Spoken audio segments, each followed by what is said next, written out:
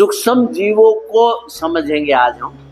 और सूक्ष्म जीव जो हैं, जिसे माइक्रोब्स कहते हैं, छोटे छोटे जीव, माइक्रो पार्टिकल्स, कण हो गए।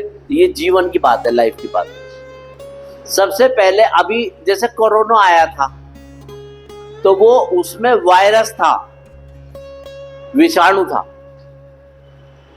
वो भी सूक्ष्म जीव था। और सबसे पहले हमारे लिए फायदेमंद है, हम सब हैं जीवाणु। क्या है? जीवाणु। सबसे पहले बैक्टीरिया होता है, ये फायदेमंद होता है हम लोगों के लिए, नुकसानदायक नहीं होता। सबसे पहले तो ये एक कोष के होता है। और एक बात और है, जहां पर भी ये बैक्टीरिया होता है वो बैक्टीरिया हमेशा नाइट्रोजन को रोक के रखता है। तो जहां पर भी जीवाणु होंगे तो वो फायदेमंद रहते हैं और वो जमीन के अंदर नाइट्रोजन की मात्रा को भी बढ़ाते हैं। ये स्वपोषी होते हैं, इंडिपेंडेंट होते हैं, ये किसी के नौकर नहीं होते, परजीवी नहीं होते।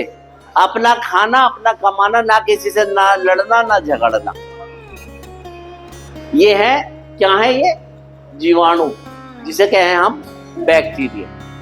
तो ये अपना भोजन खुद बना लेते हैं। पहले ये शैवाल समूह में आते थे, अब इन्हें इंडिपेंडेंट कर दिया।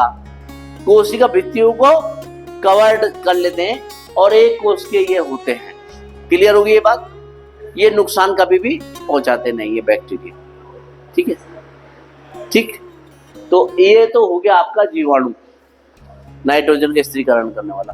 दूसरे होते हैं विषाणु। दूसरे क्या होते हैं? विषाणु। और ये बहुत बदमाश है। ये अपना खाना तो लाते नहीं, दूसरे का टिफिन खाना है। बदमाश है, शरारती है ना? कौन खाता है दूसरों का टिफिन? हाँ, तो अपना अपना खाया करो और टिफिन लेकर आया करो, ताकि खाना तो मिलता है ना मिड डे मील। चलिए, ये जो विषाणु होते हैं ये नुकसानदायक होते हैं, परजीवी होते हैं। अपनी कोई कोशिका नहीं, अपना कोई धंधा नहीं, अपनी दुकान ना कुछ बिजनेस कर रहे, ना दुकान ना धंधा। किसी के बिजनेस को अपना बिजनेस बना के कर ले, बीच में दलाली ले लें, बस हो गया काम। अभी आपने देखा लॉकडाउन में विषाणु आए थे, वायरस ही तो था। तो उसे कह रहे ना कि अब घर के अंदर रहो, बाहर रहोगे तो चिपक जाएगा, छू मत, किसी से हाथ मत मिलाओ, दूर से नमस्ते करो। कोई सब्जी वब्जी है तो उसे दूर से रखो, सब्जी है तो बाहर रखो, पानी में डालो थोड़ी देर, कुछ देर बाहर रखा रहने दो, अखबार को भी बाहर रखा रहने दो, है ना? मास्क लगाओ। तो क्यों? क्योंकि ये वायरस परजीवी है, किसी के साथ चिपक के चल दे, नो है मुझे पिद्दी पे ले चल अपनी पे। तो ये है इतना बदमाश शरारती वायरस, इसे कहते हैं विषाणु। तीसरा आता है प्रोटोजोआ। प्रोटोजोआ जो होता है, इसमें इसके अंदर है, इसमें 5 है, इसमें से तीसरा वाला आपका है प्रोटोजोआ। जैसा आपने देखा होगा, प्रोटोजोआ 2 प्रकार के होते हैं। प्रोटोजोआ कितने प्रकार के होते हैं? 2 प्रकार। एक तो नुकसान देते हैं और एक फायदा देते हैं। नुकसान कौन से देते हैं? तुमने देखा है, ब्रेड खाते हो सब। अगर आप घर में ब्रेड रख के चले गए और चले गए 3-4 दिन के लिए घर से बाहर, जब आओगे तो ब्रेड में फूई लगी हुई मिलेगी आपको, हरे रंग की सी।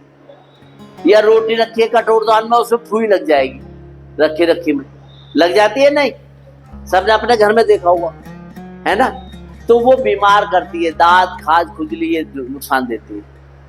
तो इस प्रकार से वो कवक का काम करते हैं। ये जो प्रोटोजोआ है, प्रोटोजोआ में स्वतंत्र रूप से रहते हैं। ये प्रोटोजोआ क्या रहते हैं? स्वतंत्र रूप से रहते हैं, जल में, मिट्टी में, सब में मिल जाते हैं और ये नुकसान देते हैं। कई बार नाखूनों में भी घुस जाते हैं। ये अमीबा के जो पार्ट होते हैं ना, जो छोटे छोटे हानिकारक, नाखूनों में गंदगी आ जाती है ना, तो वो सारा आपको नुकसान देता है। क्लियर हो गया? तो वो कहलाता है प्रोटोजोआ। तीसरा होता है कवक। चौथा कवक वही है जो फफूंदी ब्रेड और उस पर जो बताया हमने। और 5वां होता है शैवाल। तुमने गांव तालाब में गए हो कभी? गांव तो आला में किनारे किनारे हरी हरी छोटी छोटी पत्ती सी देखी होगी, किनारे किनारे काई सी लगी रहे, है ना। ये हमेशा फायदा पहुंचाती है, नुकसान नहीं देती।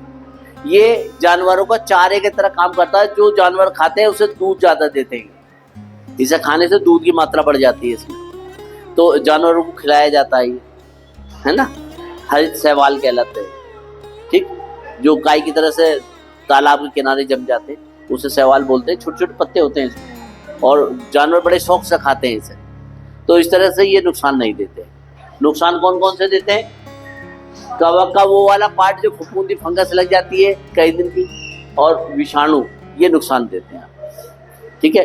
बाकी लगभग सब फायदे होते हैं। ये होते हैं सूक्ष्म जीवों के 5 प्रकार। इस प्रकार से 5 प्रकार के होते हैं।